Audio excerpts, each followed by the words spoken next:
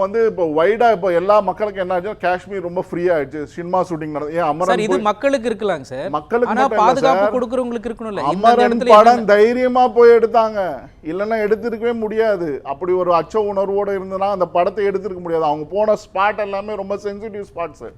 நீங்க அந்த படத்தை எடுத்தவங்களை போய் கேட்டிங்கன்னா சொல்லுவாங்க.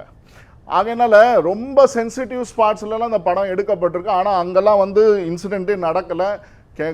க்ரூவோட போயிருக்காங்க, கேமராவோட போய் எடுத்திருக்காங்க, டீமே போயிருக்கு, சமைச்சு சாப்பிட்ருக்காங்க அந்த ஸ்பாட்லேயே. அப்படிலாம் இருக்கும்போது இந்த இடத்த ஏன் சூஸ் பண்ணுறாங்கன்னா, இங்கே வந்து சென்சிட்டிவிட்டி செக்யூரிட்டி இருந்தாலுமே வந்து அந்த அளவுக்கு வந்து இது வந்து ரொம்ப ஒரு ஹை சென்சிட்டிவ் ஸ்பாட்டாக அவங்க பார்க்கலன்றதை நான் பார்க்குறேன்.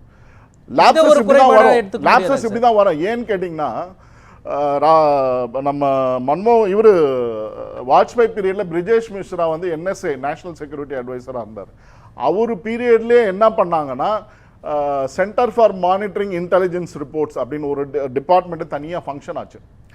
அந்த டிபார்ட்மெண்ட்டோட வேலைன்னா எல்லா இன்டெலிஜென்ஸ் ரிப்போர்ட், இப்போ ரயில்வே GRPலேருந்து ஒரு இன்டெலிஜென்ஸ் போவோம், CRPF இன்டெலிஜென்ஸ் போவோம், அதே மாதிரி தமிழ்நாடு லோக்கல் போலீஸ் ஸ்டேஷன்லேருந்து ஏதாவது ஒரு இன்டெலிஜென்ஸ் போகுது, ஒரு இன்டெலிஜென்ஸ் ரிப்போர்ட் எல்லாத்தையும் அனலைஸ் பண்ணி அவங்க வந்து என்ன பண்ணுவாங்கன்னா, அதை மானிட்டர் பண்ணி இது இங்கே நடக்கும் வாய்ப்பு இருக்குது அப்படின்றத சென்சிட்டிவ் பண்ணுவாங்க. அவங்களுக்கு எல்லா இன்ஃபர்மேஷன் வந்திருக்குன்னு தான் பத்திரிகையிலும் ரொம்ப தெளிவாக சொல்லியிருக்காங்க.